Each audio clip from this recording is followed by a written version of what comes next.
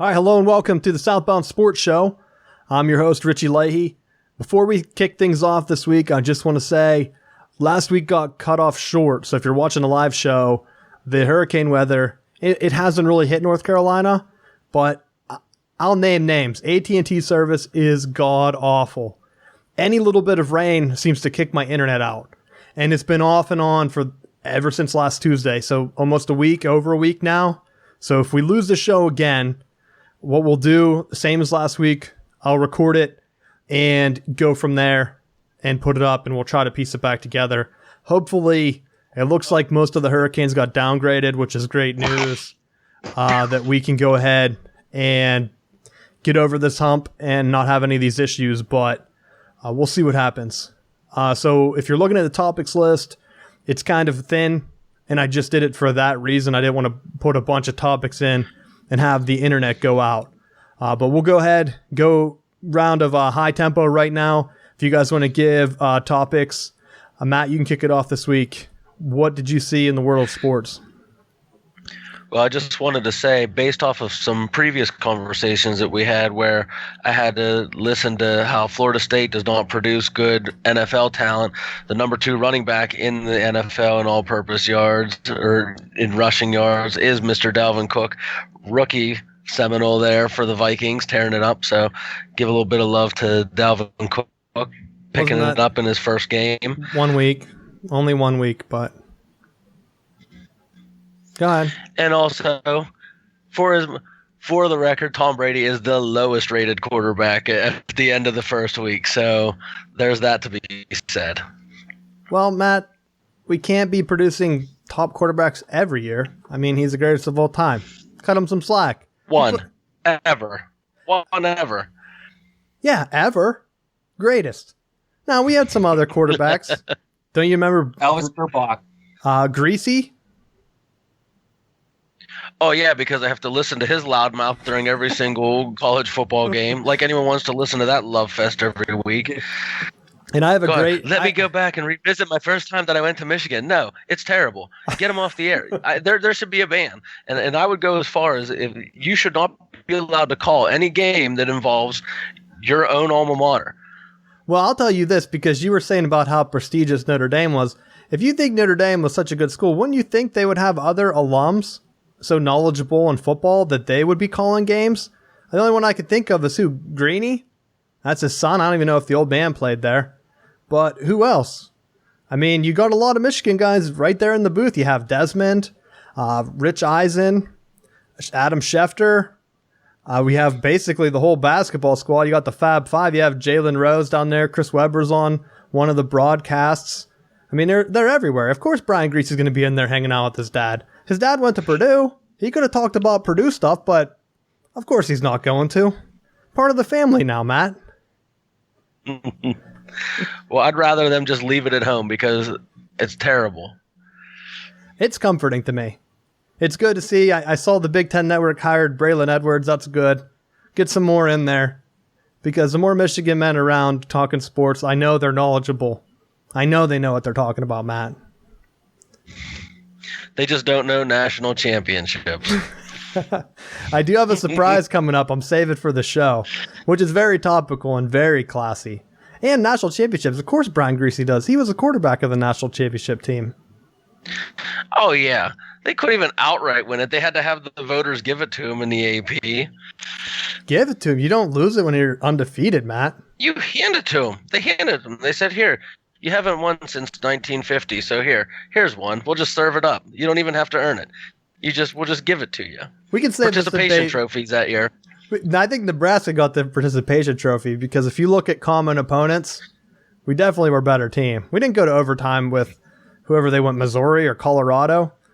That team didn't go to overtime against anyone. Nebraska needed the kicked ball. I suggest you look that up if you're listening. The kicked ball, Nebraska basically saved their season. And Scott Frost? I think that was their quarterback. He's a coach somewhere now. He cried on national television basically begging for the coaches to vote for their team. And I think it was Ohio State voted us like 4th, which is bullshit. We're undefeated. Ranking us 4th. That's the only reason we didn't get both. 4th.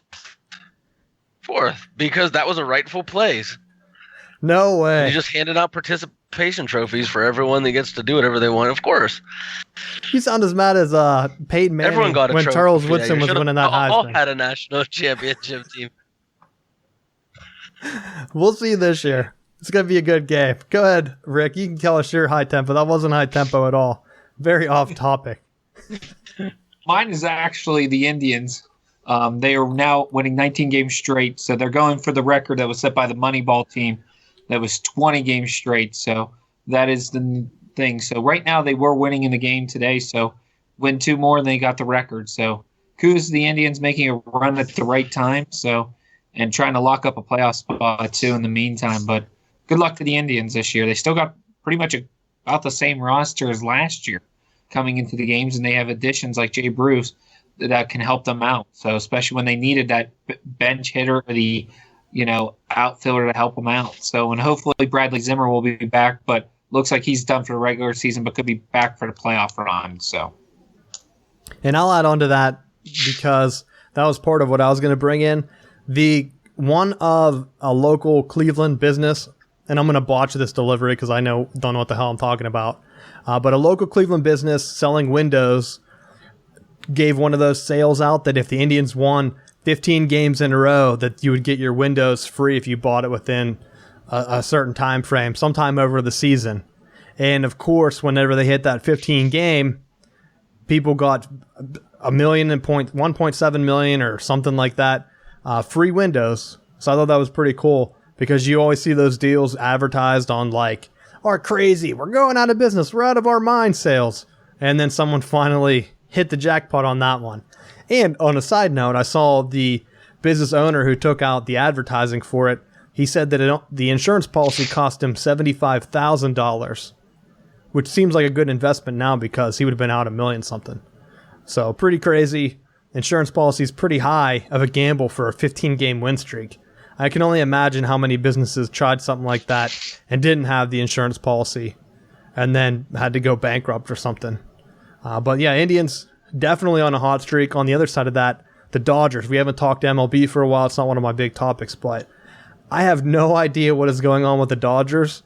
They were looking like they were going to have a chance to break Major League Baseball's win records. And now they're racing the Pirates to see who can lose more games in a row. Rick, do you have any thoughts on the Dodgers? Like, why are they falling apart? I'm going to say the one thing was Sports Illustrated said that this may be the greatest team ever. And then soon right after that, they started losing streak. But they're just not doing anything right. They're not hitting well. Some injuries have come into play. I mean, they got back some players. They're skipping starts of some starters. And they aren't playing in really a strong division or even playing some strong opponents, and they're still figuring out a way to lose. So I don't know what to say. I think it's just a mixture of a lot of things all at the same time. And if the Dodgers plummet this year, you could see Dave Roberts looking for a job next year because I think in LA they're expecting the World Series this year and expecting to be champions. And looking like this, they're going to be limping into the playoffs to get in here in the last couple weeks here of the regular season. Yeah, I don't know. I tried to put a finger on it. At first I thought they might have just went through a little rough patch, but normally you don't rebound from something like this whenever the playoffs come. Once you get it in and opponents are seeing it, it's going to kind of be a weakness. I kind of feel that way for the Indians too. It's kind of like they got hot at the wrong time because there's a couple weeks left before playoffs. It's going to be highly unlikely that they keep this streak going. I would like to see the Indians win a World Series. I know that's weird coming from a Pittsburgh guy. Pirates aren't going to do it. And in baseball, they're not in the same division, so it's a little bit different. Seeing the Indians have some success. I know the city has suffered. They had some stuff with LeBron, if you're a basketball fan or whatever. But overall, the Indians, man, growing up, they had some cool cats on the team like Kenny Lofton and Albert Bell. Albert Bell, he was kind of a jerk if you want to look him up. But that Indians team came a long way, just wasn't able to get anything done, and their team kind of bottomed out. And it's something I would like to see from the Pirates. Make that push, try to build a team. You can do it. I think Cleveland's bigger than Pittsburgh, but I don't know by how much or whatever, but they're similar markets, similar builds around like demographics and everything, so it can be done. And just watching the Pirates falter. And something else I was going to send out, Rick went to the Altoona Curve playoff game. They made the playoffs, which is a minor league affiliate of the Pirates. And if you want to touch base on this, Rick, but it didn't look like anyone attended. The problem was with the game was they put it at a weird time. They put it at 6 o'clock, and especially when you're in Altoona, Pennsylvania, which is 40 minutes away from State College for the Pitt-Penn State game. A lot of Penn State, season ticket holders are also Altoona Curve season ticket holders. A lot of people weren't able to make it, especially with the time, especially being it was the second game really on the college football being the 3:30 time slot. So a lot of people didn't come because of that. So there roughly may have been around 1,000 to 2,000 fans. I didn't see the overall final final number. I know there were season ticket holders that bought seats for the whole entire playoffs, didn't come, but they were technically considered a fan because they bought the ticket. So, and the bad part was even there was tickets for $1.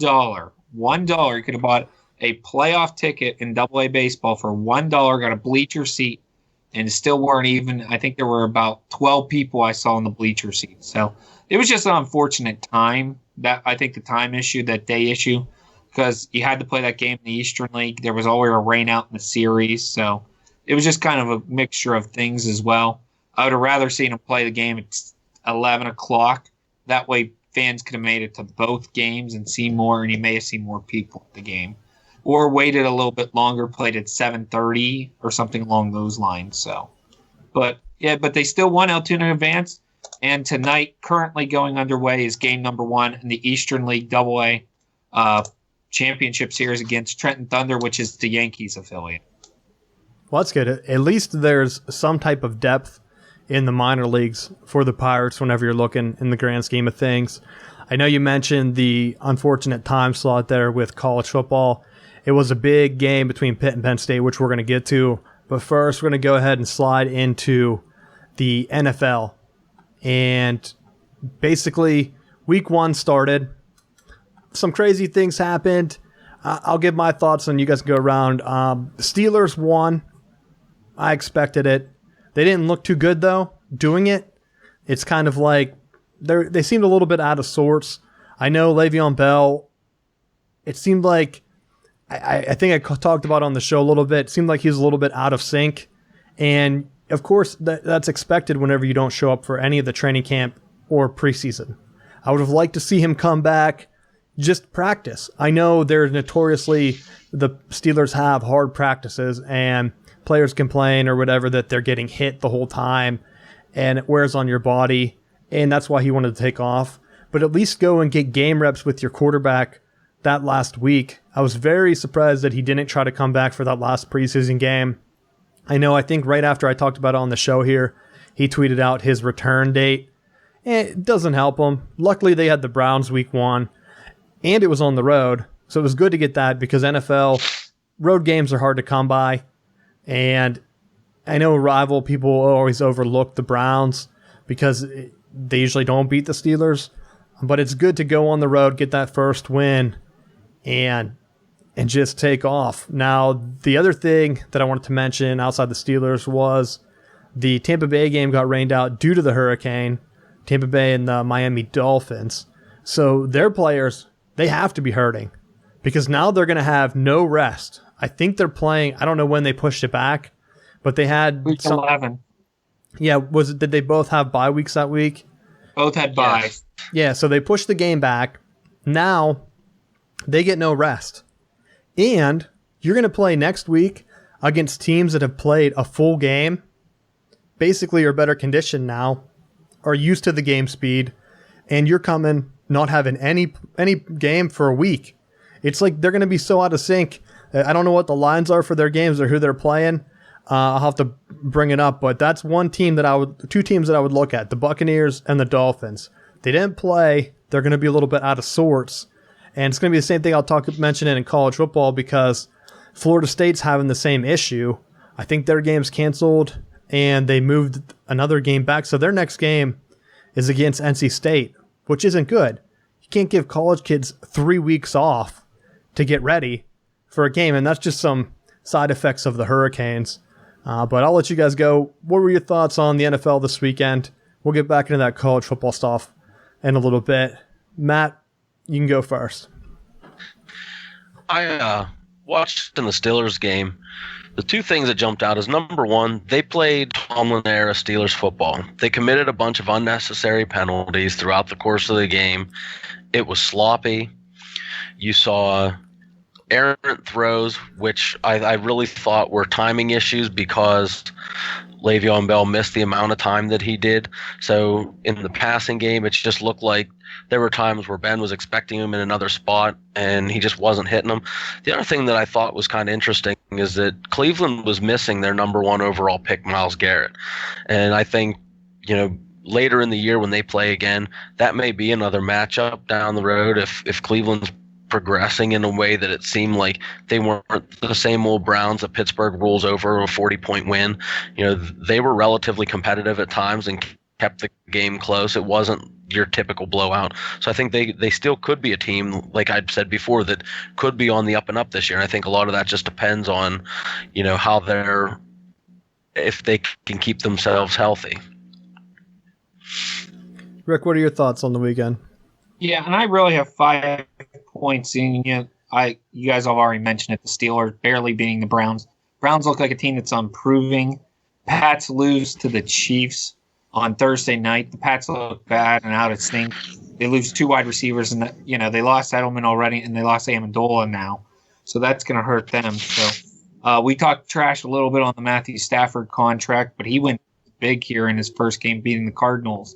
So it's a little bit surprising there that they beat Cardinals, especially with Jeff thinking that's a Super Bowl team. So them already going down. And 2 teams that I think that won big were the Vikings and Rams. 2 teams that I think the Vikings are they finally put together on offense, figure out they have an offense.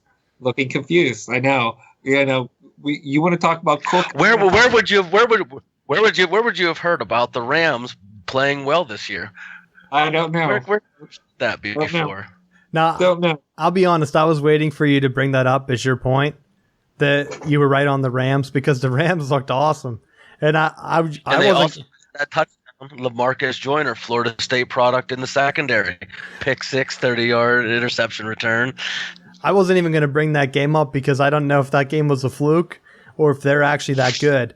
I watched the Panthers beat the 49ers. The 49ers have nobody. So I think actually the 49ers are going, and I could be wrong on this, but I was looking at the depth chart. I think their starting quarterback and their backup quarterback were both backup quarterbacks for the Bears, who thought that their quarterback situation was so bad that they traded up to get a quarterback. That's who the 49ers are rolling out on the field with. They're like, Kaepernick, you want to play hardball? I know Kaepernick opted out, and I know they weren't going to pay him the money that he wanted. I don't know. Now he probably regrets leaving, but the 49ers situation is so bad. The Panthers looked awesome. They looked like a Super Bowl team, but I know that that's not legit because they're playing the 49ers, whose stadium was empty. And that's the second game here. Of course, I get the Carolina games in the afternoon, so I watched Steelers first, and the second big game I followed up was the Panthers and the 49ers. And 49ers, man, don't be surprised. Like, I don't know what they're going to do with their ownership, but they have all the markings of another team that's just going to go ahead and move. And if you looked at that, I think it was the Rams, they barely had anyone in attendance too. And so maybe the NFL doesn't care about attendance anymore. I don't know. You're moving into these high-tech stadiums, but what's the point if no one comes to the game? And I don't see how they're going to keep getting taxpayers to pay for it whenever it's ridiculous how many people are not in the stadium. I know you're like being a Pittsburgh guy, it's a little bit different. Everyone's usually there when the Steelers are winning. I do know that they go through slumps, and if I'm being realistic, yeah, you can get a ticket on game day. You can tailgate for fairly cheap. Like, I've never had trouble getting Steelers tickets, but the stadium has never been as empty as what I saw that 49er stadium. So that was bad all around. I don't like the double stacked, like, weird Monday night game. And I still don't think I'm high on the Thursday night game. I was hoping for a hard-fought Chiefs-Patriots battle, and once the Chiefs get up, it's like there's just no excitement for some of these NFL matchups. I don't know if it's because of the way they do the presentation on TV or what, but that Chiefs game, Patriots game was boring. Another boring game, I guess 2 nights ago now, the Giants and the Cowboys. Giants couldn't do anything. And when that's the only game on TV, that has to be why people are tuning out. There's no options anymore. I don't know why they just don't double stack more games. Why push Monday night back and have one game early and one game super late that I'm never going to stay up, which I think turned out to be a pretty good game? Why not have them at the same exact time and let people choose between them? That's how college football, I think, is successful. And I think I mentioned the number last week. That was the most watched opening weekend of college football ever. And now the NFL ratings for this week that I've heard early, I don't have the actual hard numbers, but I heard that they went down once again from previous years. Like they're dropping another round. And to me, that's what it is. If you don't have a choice, like if my choice at 4 p.m. is to watch the Panthers run all over the 49ers, I mean, if I wasn't doing the show, like would I have sat and watched that game? Probably not. I knew what was going to happen. I think they won by 20 or something. So just some notes that I've noticed. I would like to see a little bit of an option. And I don't know, maybe their TV deals, maybe that's how they make all their money. But I mean, people aren't obviously at the games. So if they're relying on people watching it, give me 2 options. I don't care if it's like, if you're telling me what 2 games are on, have one on, I think it used to be this way, and I could be wrong, but I remember having like a choice. Steelers were always on ABC or CBS. I think it was CBS. Steelers were on CBS at 1, and then some NFC team was on Fox at 1. And then the afternoon game, the Eagles were always on at 4 growing up. And then they also had an opposite AFC game in the afternoon. And it just seems like now you only have one choice. If I can't watch that game, or I don't want to watch that game where it's a blowout, that's it. I don't know if you guys are a little bit older than me, so maybe you remember a little bit different, but that's what I remember, having a choice growing up. Matt, do you have any thoughts on that? Yeah, I agree. And I think like with some of these games, even to bump the time frames up a little bit too, like I don't think they need to necessarily start some of these games, if you're starting at 8:30, by the time the game finishes, you're looking at almost 11. If it goes into overtime, even later. I think that kind of pushes away some fans, because you may only be able to catch part of the game, especially if you're an early to work type person that like doesn't want to be a zombie the next day. You're not going to want to stay up for a ridiculous amount of time. I think that having some, even to start it at 7, I don't think, or 7:30. Give it a little bit more of a window. You get through more of a game so that if it's competitive, you don't have to be completely exhausted going to work the next day. Rick, what do you think? And here's your Thursday game for next week. Houston goes to Cincinnati. Now tell me, I know I'm not watching that. That Cincinnati team, I didn't mention, but that Cincinnati team was awful. I've already seen people calling for Marvin Lewis's head. Andy Dalton, 4 interceptions. I think that's what he had, like crazy. Mm-hmm. How bad they've been. -4 points in ESPN, and one of the few quarterbacks to pull off a negative. Congratulations, Andy Dalton, on that. So, but go ahead. Sorry to interrupt you, but that's no problem. I mean, it's just all your games are at 1. There is a couple different ones at 4 o'clock for the next week. Green Bay goes to Atlanta for the 8:30 game, but your Monday night game is Detroit and Giants.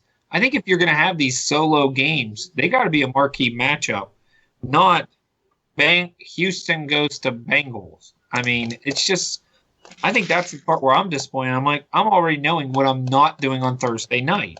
I'm not watching this game. I'd rather watch. I will say this or something else.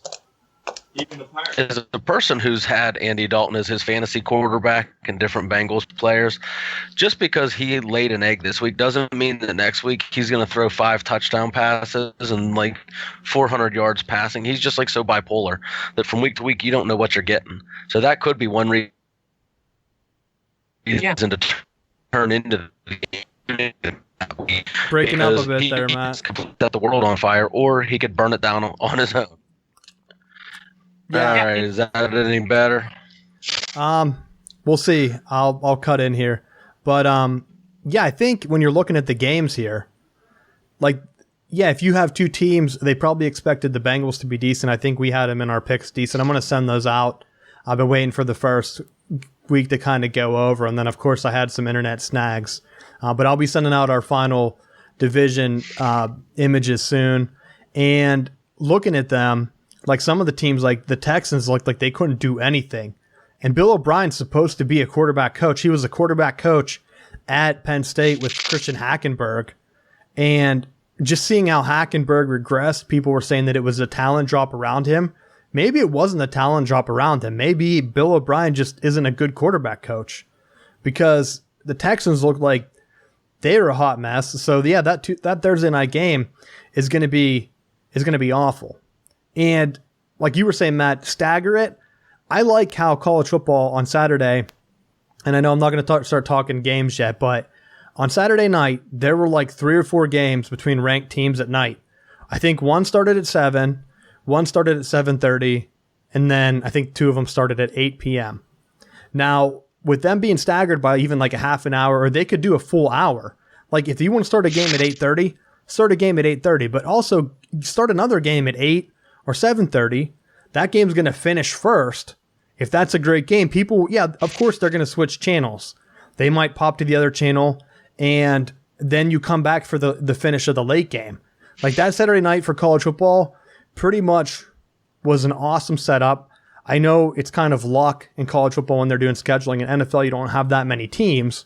But instead of giving us 2 games Monday night, 3 hours apart, that no one's going to watch really the second game on the East Coast, put them close together and stagger them. One of the games on Saturday was USC and Stanford. That's a West Coast team, so you can't tell me that college can play at that hour and the NFL can't. I honestly think that the NFL just wanted more control. And going back to my previous point, I think, like I said, I think they just had contracts set up where CBS had the AFC teams and Fox had the NFC teams, and they each got a matchup at 1 and they each got a matchup at 4, and people would go back and forth. And I want to say it's a recent trend, and I can't remember too much from like the channel wise whenever I was in college, but they started this like America's Game of the Week at 4 p.m. And unless your regional team is playing, that's the game you get to watch. And they picked that that America's Game of the Week. And I think when they started to do that, it's when they limited your choice. So if that game of the week is a blowout, you have to wait until it's over. So like, for example, I'm regionally in North Carolina, so I got the Carolina and the 49ers game. That game was a blowout. I had to watch that game till it was over, and then they went ahead and switched to the America's Game of the Week, which was the Packers and the Seahawks. So I did get to catch the tail end of it, but it's kind of like they're not giving me the choice. They're telling me what to watch, and then they're going to go ahead, and then you see like the ending of like 2 or 3 other games depending on how long they run. And to me, just put the choice back into the viewer. Yeah, go ahead, give 2 channels.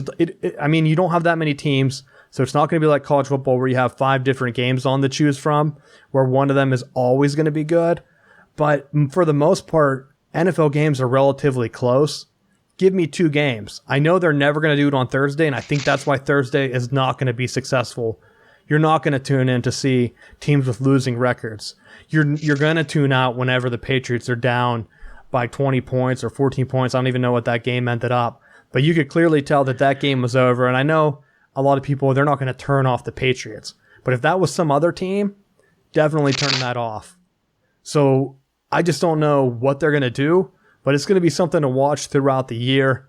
One last point I have, I'll go ahead and get you guys' final thoughts on the NFL. But my man David Johnson, I was so high on him. I've heard conflicting reports, but I think he's going to need surgery. He dislocated his wrist. He got a second opinion today. I haven't heard the final news yet. I was checking it before this, but it's looking like he's going to be out.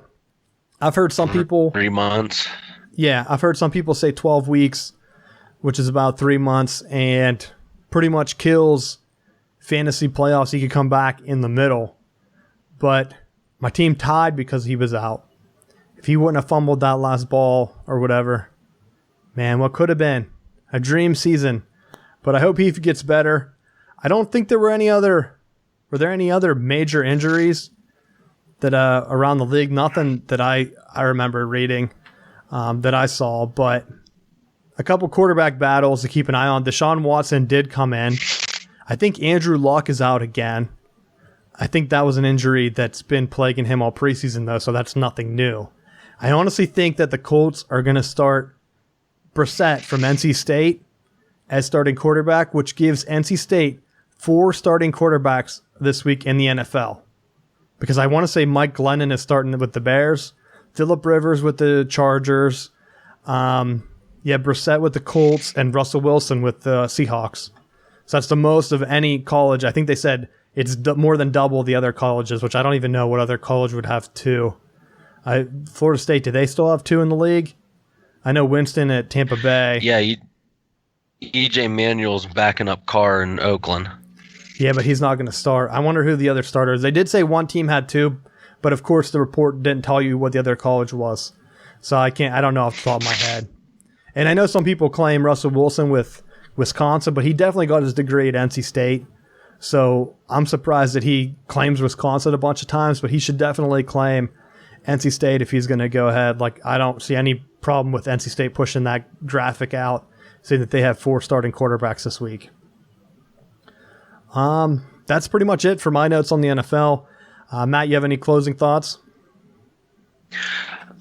I was just surprised with that opening game with the Patriots, how sloppy a Bill Belichick coach team was. I mean, I thought for sure going out that new season that he was going to have them ready to play, and definitely they looked like they were having some sort of Super Bowl hangover. And whether it was the injuries to the wide receivers or what have you, I was very surprised by that. So that was my last takeaway. It looked like to me that their defense just didn't have the depth it used to have.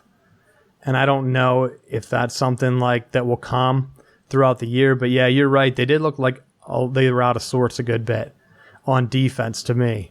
Like, they just let Alex Smith carve them up, and he wasn't afraid to take deep shots.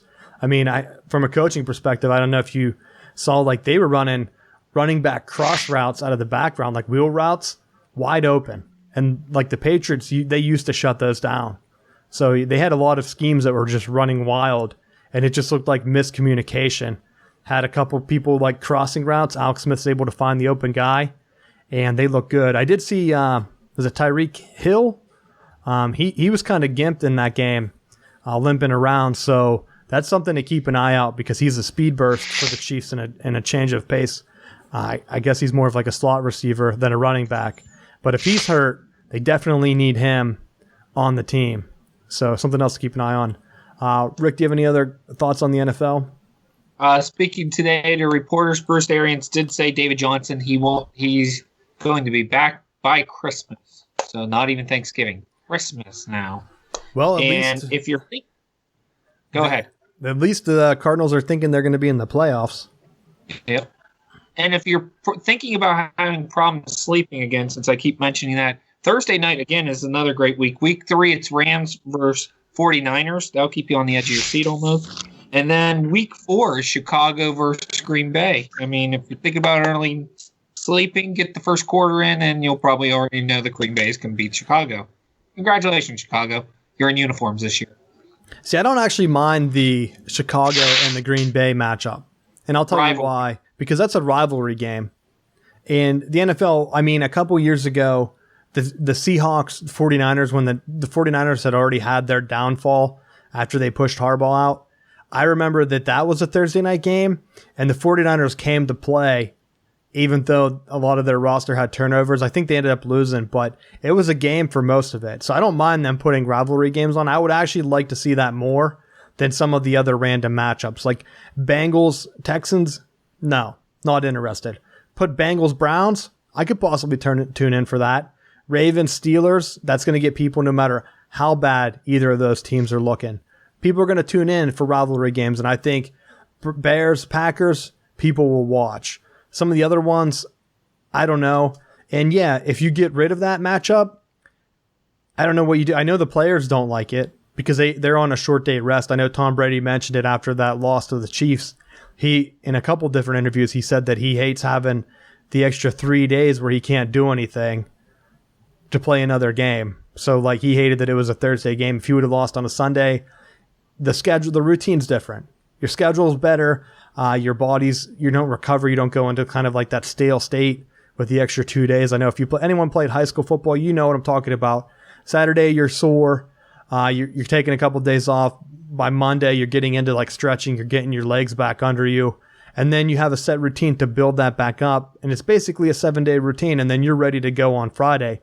When you're messing that up, when some of these guys are getting old, it's just a totally different thing. And I don't know. I personally would like to see them take that Thursday night matchup and split it on Sunday night. Sunday night is the premier matchup. But if it's going to be a weird game or a stale game, split it up. Play one of them at 7:30. I don't even know what time the Sunday night game starts anymore, 8 o'clock or 8:30. And then just stagger them. Yeah. Give me 2 matchups. Because Sunday night, that was my favorite football game to watch. Last year, I watched every single Sunday night football game.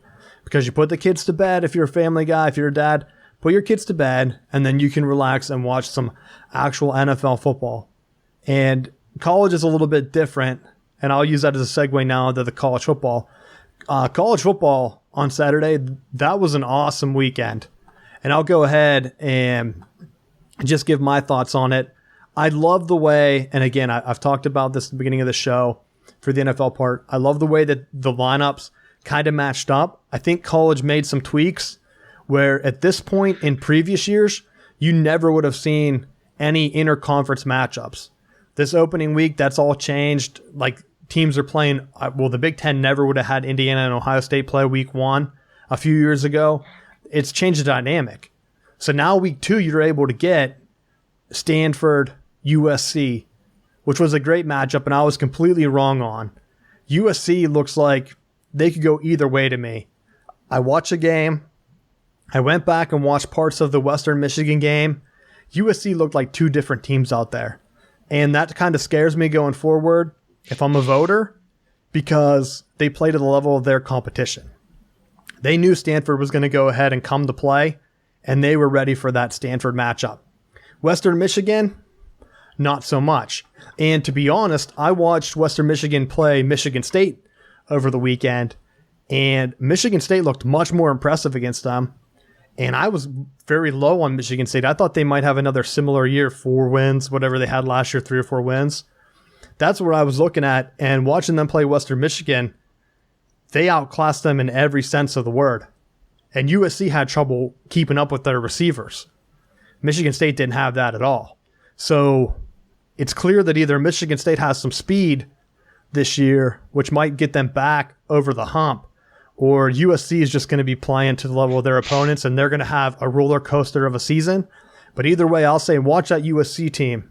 If you're looking for some late night, Saturday night football, watch USC. My other team to watch, Washington State with my man Mike Leach. Crazy 3 overtime game against Boise State. I was up till like 3 or 4 in the morning watching that game. He's out there running. His quarterback, Luke Falk, is an NFL prospect. Leach pulls him. He's not making the right reads. They're down like 2 touchdowns. He pulls and puts in a backup. Leads them to a touchdown. The announcers are like, what's he doing? Why doesn't he have the starting quarterback in there? I'm like, he's getting results. They're coming back now. Boise State definitely had a chance to win that game. And I know I've been keeping track. If you follow us on Twitter, S-Bound Sports, I've been keeping track of like undefeated teams throughout different conferences because that's still the surest way to the playoffs. Boise State needed this game. They had a chance. They had some awful coaching decisions. They were up by, I think, 14 with about 3 minutes left. They started passing the ball. Quarterback had some pressure in the pocket. He rolled out, tried to do a shovel pass, intercepted, and Washington State takes it to the house, changes the whole game around. Boise State loses. It reminded me of the Super Bowl with the Falcons. Run the football. I don't care if you're playing spread. You're up 2 touchdowns, and there's 3 minutes left. It's not 7 minutes. It's 3 minutes. You could run 3 plays, either kill their timeouts. I honestly think Washington State, they either had all 3 timeouts or they were down to like 2. But run the ball. Make them use the timeouts. Why are you running pass routes that are slow developing where your quarterback's rolling out to the point where he's running, and it wasn't just a shovel pass up the middle. He rolled out to the left and was trying to hit a guy in the flat with the shovel pass, overshoots him. Washington State takes it to the house. Crazy game. So keep an eye out. If you're looking for late night football Saturday night, put the kids to bed. Those are my teams to watch. Any Pac-12, but keep an eye on USC and Washington State. Cal almost got upset by FCS. I don't know how to track the Pac-12. I want to say right now, the SEC has 9 undefeated teams left. The Big Ten and the Pac-12 each have 8. And I think the ACC and the Big 12 both have 6. Or the Big 12 might be down to 5. I can't remember. But I did send out the tweet, so keep an eye on that. Because the more interconference play you're going to get, more of those undefeated teams drop off. And it's still, I know they go by strength of schedule now, but it still goes down if you're looking back at it. Teams that have the least amount of losses. And you can point right to Penn State and Ohio State last year. Ohio State had 1 loss. Penn State had 2 losses and were the conference championship. Beat Ohio State head-to-head. Who did they put in the playoffs? The 1-loss team. That's why we're tracking undefeated teams first at Southbound Sports. Once there are no undefeated teams left, we'll be tracking other teams. But that's your breakdown. I'll go around, give you your guys' thoughts, and I'll circle back on some of my other points. Matt, you can go first again. What are your thoughts on college football over the weekend? Well, you were talking about the Pirate, and I had to laugh. I saw his interview. I don't know if you caught his press conference today, but he was talking about how terrible his offensive line was. And he's like, you could take the toughest offensive lineman that we have and put him in a no-holds-bar match with the softest defensive lineman from Boise State, and the only thing that would be left is a grease stain. He's like, we were terrible. So definitely, you if for nothing else, Mike Leach will keep you entertained with his press conferences. One of the games, and it wasn't really a shocker, was the Penn State beating Pitt.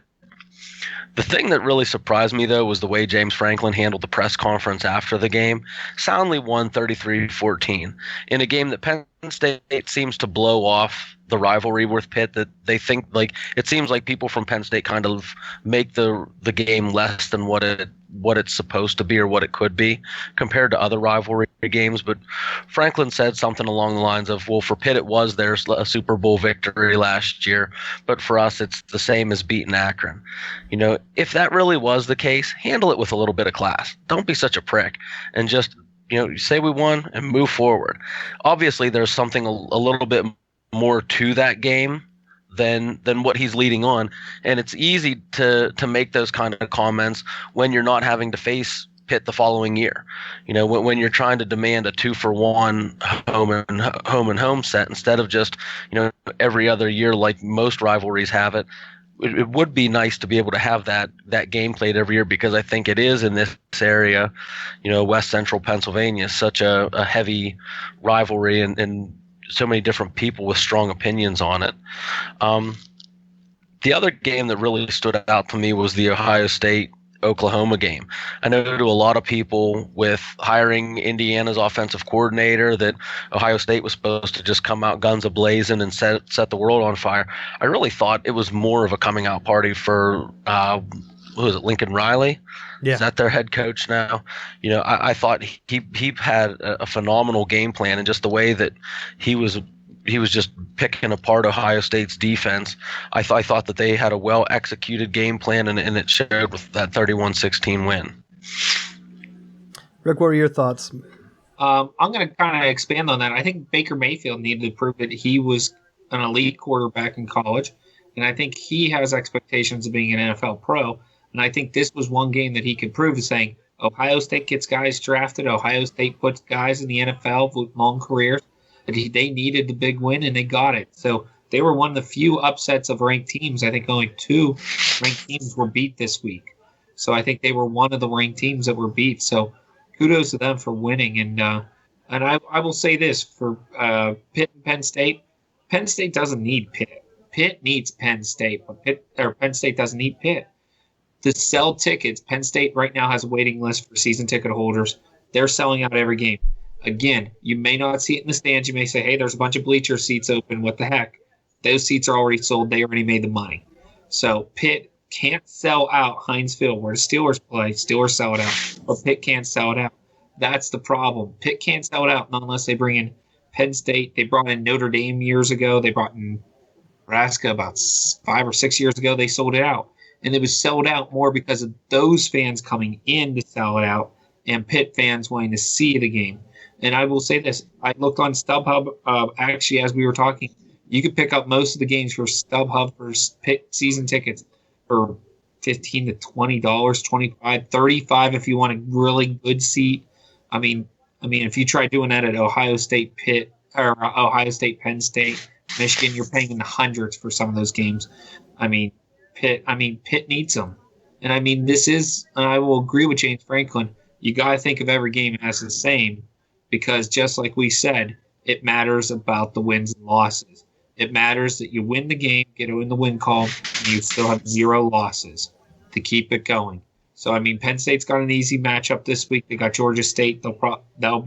Should be a win. Pitt needs a series more. Pitt's actually doing something which I had not seen any other college team do. They're actually giving away a bobblehead. I was surprised. I thought this was a minor league promotion type thing or even a major league for teams that are desperate have to do bobbleheads. Now it is a thing in college football, and I'm surprised. I've never heard of any other team giving away a giveaway to get people into the stadium. They're doing a James Conner bobblehead. So it was surprising me on that. But again, Pitt needs to sell tickets, needs to get butts in the seats instead of having open seats. And that's why, especially where I'm from, people are crying that why is Penn State on TV and why is Pitt not on TV? It's because you can't get a seat to Penn State. They sold it out. In Pitt, hey, you could walk up to the gate most days and get a ticket, so. Well, I'm going to have to go against you on that. I don't like the argument that one team needs the other team because in the grand scheme of things, one sold-out game at Heinz Field isn't going to go ahead and push Pitt Athletics into the black. I think from that perspective, Penn State was always looking at it from, I think, a little bit of like animosity. There was some pressure back in the 80s. I think Pitt actually kept Penn State out of the Big East. And 2017? So about 15 years ago, I think you could go ahead and make that viewpoint that Pitt changed their athletic structure. They had Larry Fitzgerald. They had a top 10 team. I think that's about how long ago. It might have been more recent than that. But when the Big East started to fall apart, Pitt kind of switched to caring more about basketball. And I think that was more of a Big East perspective that they had. And you could see a lot of teams kind of do something similar. Like Syracuse used to have a respectable football team, not world beaters, but you knew they were going to be able to get 7 or 8 wins. Now they can't buy a win. And they were one of the teams that kind of were like, hey, we've had success in basketball in the Big East. Let's put all our resources into that. I think Pitt tried that, definitely didn't come close to the success that Syracuse had in basketball. And now they're kind of in no man's land because here they are in the ACC. The Big East completely falls apart. If you think you said about having Notre Dame come in, yeah, Notre Dame was part of that conference. I guess you can consider them part of that conference. They were independent, but they played all the Big East teams. They have a similar deal to the ACC, which I think is going to be the death of the ACC. You can't have one team leeching bowl bids from the conference. It's just not going to work. If you look at the Big Ten last year, the Big Ten, yeah, they had a lucky year. And I think I mentioned it last week about like the non-conference wins. But whenever you get 4 teams in these BCS type bowls, which whatever they're called now, New York 6, where you have Wisconsin, Michigan, Penn State, and Ohio State, those are worth like a ton of money a piece. That's times 4 that the Big Ten's getting that other conferences aren't getting. When Notre Dame has a good season and they take that top bowl bid from the ACC, it hasn't really happened yet. I know Brian Kelly's close. He's basically on the hot seat after the Georgia loss. But if that happens, and then you see some of these ACC teams they're going to be like, why is Notre Dame taking our cut? Why are they taking our bowl bid? Because now everyone's getting pushed down, and they're losing the big money from the big bowl game. I think that's going to push them apart. Right now, Pitt went all in on that other formula from the other Big East schools. Basketball didn't really work. Now they're kind of in no man's land. ACC, they're in a division that's not really competitive. There's no recruiting base. Miami was supposed to be it, but it's kind of like a weird division. I think what they need, and it might not be best for the rest of the schools, but I think Pitt needs the ACC to redraw their conference divisions. Until that happens, it doesn't matter. You're not going to get people in the seat because you're not getting the greatest teams into Heinz Field. And that's partly on the conference. It's not on Penn State to schedule them in the non-conference. Pitt could go ahead. They could schedule West Virginia. I think they have one on the books. I could be wrong. I know West Virginia's been looking around. They could schedule Maryland. They could schedule Ohio State. They never would because that would be a beating. But they need to go ahead, get some regional matchups because the ACC is not delivering. You have some, I don't even know who's all in their division. I can see if I can bring it up real quick. But the ACC divisions, it's like Pitt's kind of on their own island. Whenever they split from West Virginia, that really hurt because they're not able to draw regional recruits anymore. If they're not getting that Penn State game, they really can only recruit in Pittsburgh. They're not going to get the New Jersey kids. Michigan has been eating up New Jersey. They're not going to get the Ohio kids because of Ohio State. Where are they going to get kids from? So they only get the Pitt kids, and anyone else outside, they're not coming. So Pitt's division is this. They play Virginia Tech, who's close regionally. Then you have UNC, North Carolina, Miami, Florida, which is an old Big East callback, but realistically, that's not someone. Same with Virginia Tech as well. Yeah, Virginia Tech is the same. This is kind of like the Big East holdback. But then you have Duke. They're not going to bring any fans into Pitt. Them and North Carolina can't even get fans in their own stadium. I looked at a little bit of that Louisville, North Carolina game thinking that's a pretty good Louisville team coming to North Carolina. There was nobody there. So if they can't get people to come to the stadium for Duke or North Carolina, how are they going to get people to come to Pitt to help fill that stadium? Then they have Georgia Tech, another team that doesn't travel well, and Virginia, another team that doesn't travel well. So their division really comes down to the Virginia Tech game. That's it. Miami fans aren't going to come to Pitt to see them play. So it's kind of on the ACC. They could go with the North-South division, bring back in Syracuse. That's at least a close team that fans might drive to, bring back a little bit of that. Syracuse in that other division with Florida State and Louisville and Clemson, they'll never win it. They will never win that division. Same with Boston College. So these teams need to get together and try to redraw these lines. I think anything to try to get back some of their old matchups. Boston College and Syracuse should definitely be back in that division with Virginia Tech and Pitt, because now you have more of a regional base to draw recruits from. You can get these Northeast kids, because right now they're not staying in the ACC. I think Michigan got the number one recruit from Jersey. The past couple years, the number one recruit from Connecticut. Penn State's cleaning house with every other state on the East Coast. Maryland's doing well recruiting. So you have all these other teams right there in that same base. Pitt's not going to get them. One game versus Penn State is not going to get those recruits. So it just doesn't matter. And I'll let you guys go. You can add in on that. But those are my thoughts on Pitt. Until they get some more regional games, nothing's going to turn that around. Go ahead, Matt. You were talking a little bit there. Well, I think when you're looking at that recruiting base, the issue that Pitt's always had is they can't keep the local recruits at home. So I think, when you have within that Pitt area, if they could keep from bleeding kids to Penn State, Ohio State, Notre Dame, and West Virginia, if they could keep those kids at home, they might stand a chance of fielding a better team. But it's like they kind of have that first cut that gets shipped out to, those premier programs that then they're kind of left picking at the scraps underneath that. It's like Notre Dame comes in and sweeps in whoever they want because of the fact that they're Notre Dame, and Ohio State, because they've been in the playoffs recently, they're gonna have the pull, for some of those recruits. Pitt just doesn't have that recent tradition of winning. They have 12, 16, or whatever ridiculous amount of national championships, but they were all, a decade ago or 100 years ago. It's tough for them to build off of that when most people don't know them as a household name. I think Narduzzi's heading in the right direction, but I think as far as their recruiting is concerned, he really has to just build on that base and kind of maybe not try to follow the carbon example of other ACC programs. They may have to take a different approach with the more, I'll just say, thick-setted players that we have in the North as compared to the more speedy guys that you can recruit from the southern states.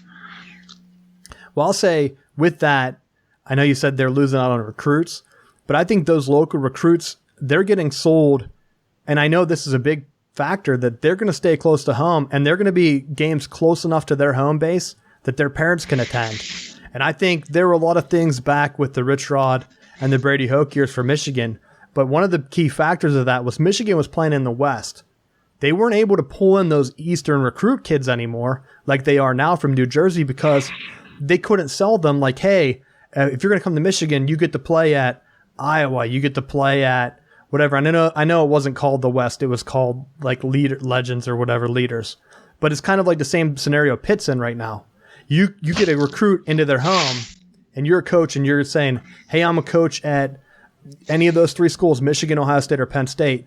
They're all within 5 hours. Some of them are closer than others, 3-4 hours. If you come to Penn State, you can drive to see your kid play at Michigan. You can drive to see your kid play at Michigan State. You can drive to see them play at Ohio. Hey, we're Maryland. Maryland's only 3 hours away. So there's like 4 or 5 games you're going to get to see your kid play every year. Pitt right now, looking at that division, 1, Virginia Tech. And I think North Carolina from here to Pittsburgh, it's 7-8 hours. So that's outside of that 5-6 hour range that most people are going to drive. And that's why I said it hurts that they couldn't get West Virginia into the ACC. And they could have. The ACC definitely could have added West Virginia. And I think what's going to hurt down the line is these conferences aren't going to stay at 14 teams. And what's going to be the death knell to Pitt is if West Virginia gets added to the SEC. Because now you have the SEC coming in right in your backyard that's going to pick up any scraps or even get some of the top kids that aren't going to Penn State, Ohio State, and Michigan State, the other teams, Notre Dame, like you mentioned, that normally get recruits from Pittsburgh. So that's the one thing that has to be in the back of any AD mind that's AD of Pittsburgh. You have to think, holy crap, right now West Virginia is kind of like off in their own base in the Big 12. That, to me, that's not a long-term relationship. That's not long-term stability. Where is West Virginia going to end up? If they're team 15 or 16 for the SEC, Pitt will be second tier forever from that point on, because you just can't have that many teams picking from your local recruiting base. Rick, I don't know. What are your thoughts on that? My thoughts on Pitt is it's tough to recruit when you have two of the best college head coach recruiting systems that they have in, with James Franklin and Urban Meyer right in between you. Those two know what they're doing. They have a system, and it's set up, and they get players constantly. And those two are butting heads. I mean, I hate to say it, but it's like those two are big brother and your little brother, Pitt, that you're just not getting those top guys. And that's what's happening is, and I think the one thing is, and you kind of mentioned a little bit on it, Rich, is that the stability at the coaching. I mean, Penn State's really had 3 coaches in the past 20 years. Ohio State's really had 2. And Pitt's had turnover constantly year after year after year. And then you have these coaches, and I can't remember which one it was that went to Arizona State, who was saying Arizona State was the best job Todd Graham. out there. Todd Graham. Fraud Went there and said Graham. how great of a Fraud place. Graham. No, How Fraud great- Graham. Yeah. How great of a place Arizona State was, and Arizona State's the greatest thing. People loved them out there when I would vacation in Arizona. I'm like, this guy's the biggest, used car salesman out there. I said, he'll sell you under the river. He can't recruit. He's not going to do anything. And he hasn't really done anything at Arizona State. Not sure if he's still there or not. But Well, he's still there. And I think they had an awful game last week. I don't know if they lost to like an FCS school. I'll look that up real quick. They lost to San Diego State 30-20. Yeah. yeah. So they've been doing awful. I mean, he has to be on the hot seat. You can't lose to Arizona State or San Diego State. They barely beat New Mexico State in their first game. And now this week they're up against Texas Tech, which should be, I mean, yeah, Texas Tech should roll in that game. And then, like, who are they going to beat? Oregon, Stanford, Washington, USC? Like, that's a murderer's row right there. They could very well be 1-7 or 1-8 at the beginning of the schedule. So, I don't know. When he left Pitt, yeah, you're right. They did have a lot of turnover. The one, I think, is at Christ. He went to Wisconsin. Okay. I think that's been the best coaching move out of Pittsburgh. No one else went to a better situation. Arizona State is not on the level football-wise as Pitt. I don't care what Todd Graham says. They're not. So, I don't know. But, yeah. Anyone else have any thoughts on that? I didn't want to make it like a whole Penn State podcast, but it's looking like that's what happened. I was wrong on the Ohio State thing. Well, I actually said if Ohio State would have won that game, it pretty much would have put the Big Ten in the driver's seat. Now the Big Ten has some work to do. I know they still have 3 top 10 or 11 undefeated teams. I'm not sure how the rankings fell because I don't think Ohio State didn't fall out of that top 10. But when you're looking at that, they need key non-conference wins. Right now, the best non-conference win is the Michigan win over Florida, which Michigan looks shaky. Without a top quarterback play, you could lose any week. And I think right now that's what's keeping Michigan from being an elite team. Penn State, I'm not sold on McSorley yet.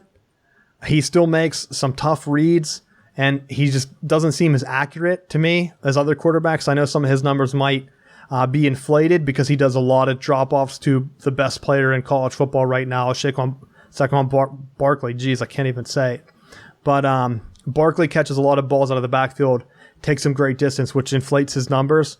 I've seen McSorley struggle with Maryland, so there's some times where he might be up against lesser competition. He needs to be more accurate to make that step. Right now, to beat Ohio State, you'd need a quarterback that can step up. And I don't know if there's another team on Ohio State's schedule that has a quarterback that can do that, like Baker Mayfield. Baker Mayfield needed to step up. He did it. Basically saved the Big 12 in one fell swoop. They had some awful losses last week. Kansas, Iowa State blew a big lead to Iowa. And now they're down to like 5 undefeated teams. TCU got a big win for them, beating Arkansas. But it's tough to tell how Arkansas is going to do from year to year. The SEC definitely in the West has dropped a good bit in talent. It's basically Alabama, Auburn, or LSU. They don't have the depth that they used to have. So I don't know. That'll be something that remains to be seen. But the Big 12, definitely keep an eye on that. If Oklahoma loses again, I don't know if the rest of the teams have enough to prop up that strength of schedule. They really need Ohio State to kind of win the Big Ten now, to have that be a non-conference win that props Oklahoma up, because they routed them. I don't see how anyone could say that Ohio State looks like a top 5 team. I saw a couple people put out their computer rankings that had Ohio State still number 1 in efficiency. That was not an efficient game. So now I can't trust that computer sim or whatever program that you programmed because they couldn't do anything. Oklahoma completely annihilated them. We'll end. My final thought will be the planting of the flag. What are your guys' thoughts on that? My thoughts, kicking it off, are, I mean, he was going to do it. I know he was upset. I've seen some people, like Herb Street was really defending Ohio State after the game, something I haven't seen him do in years. He was on Twitter responding to random people who weren't even adding him. He was just saying, like, Ohio State always cheers after the game. That was disrespectful. So he took it to heart. The Baker Mayfield did that. To me, it's college football. That's what makes the game fun. The NFL removed all of that from their games, and look what's happening. It's a stale product, more corporate. You don't have these off-the-cuff moments where someone's just going to run out and throw a flag and jab it in your stadium. They used to do it. Terrell Owens went and spiked the star at Dallas.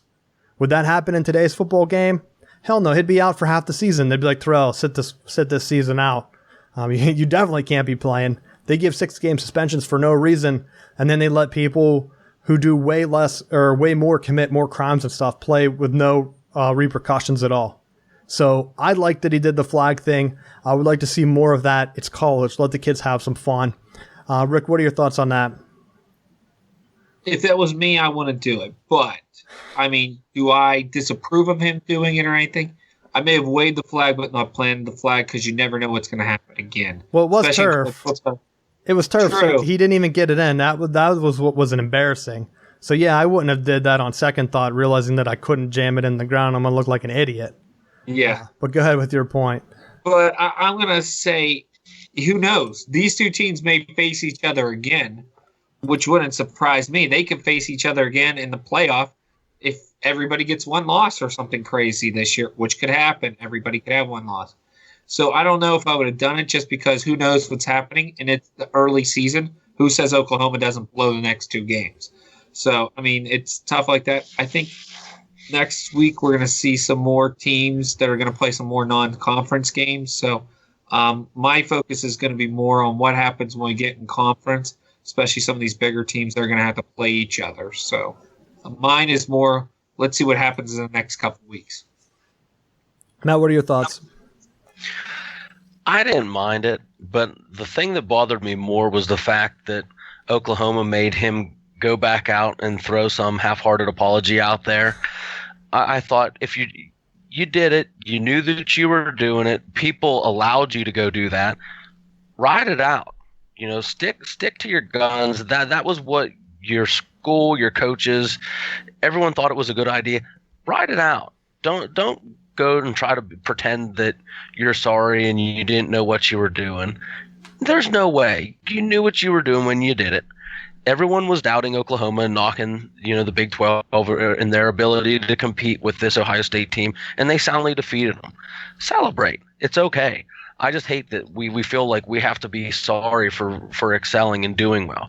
We need to get back to, as sports teams and as a country, of just celebrating the fact that we are good. We are we are better than most people. Celebrate it. It's okay. That was going to be my final point. I hate how he backpedaled. Why does everyone feel the need to apologize these days?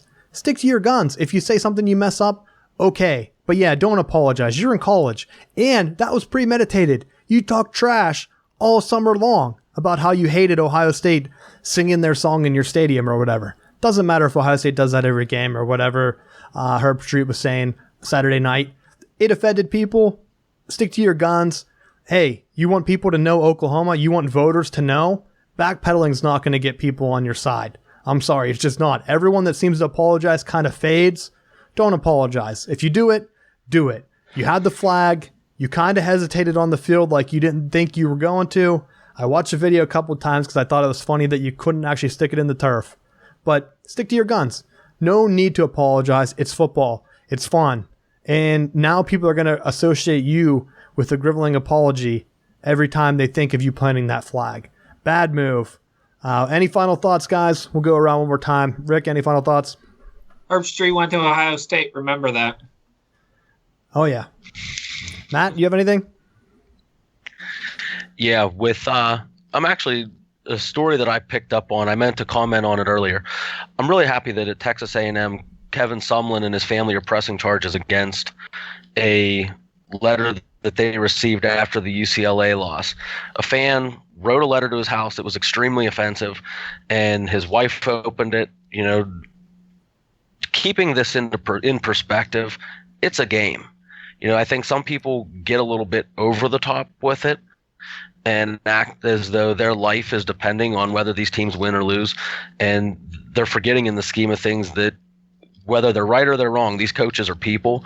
And I'm glad that the Sumlin family is taking legal action and hopefully going to get things settled to try to prevent future instances of people just thinking that they can send extremely offensive letters and mail to these people's houses and not think that it's not going to affect not only the coach, but also the families and the children involved in those houses as well. So I think people need to just really start thinking before they send out hate mail and think of not just the heat of the moment, but the people that it could potentially be damaging as well. Yeah, that's a good point. I did have that. I forgot to mention it.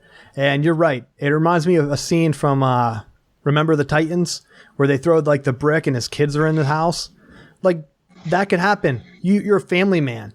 It's a football game. Yeah, your team is losing. In the way college football works now, you shouldn't do that at all. And even then, like, it just doesn't make any sense. Why would a fan be that enraged in week 1? Like, it just seems like there are crazy people out there. I hate to see it anywhere. I feel bad for him. I think they're handling it correctly, and I'm glad to see him get some press on it. A lot of times this kind of stuff doesn't even make press. I mean, you don't see it as nearly as often as you do some other stories that have nothing to do with sports. I'm pretty sure Tim Tebow playing with the Mets minor league had way more stories compared to the Kevin Sumlin thing, which is outrageous. So I'm glad they're handling it. We'll end on that. Thanks for watching. Subscribe. Our site's going under some updates. We're upgrading. So keep an eye out for that. I'll probably go through some new features at the beginning of next week's show and have any reach outs. If you want to leave some voicemail, we're looking for hot takes. Call our number. For the people that are audio only, I know I never read the number, but it's 412-330-1512. Call our voicemail. Give us some hot takes. We might play them on the show if they're good enough. So that's our final thoughts for this week.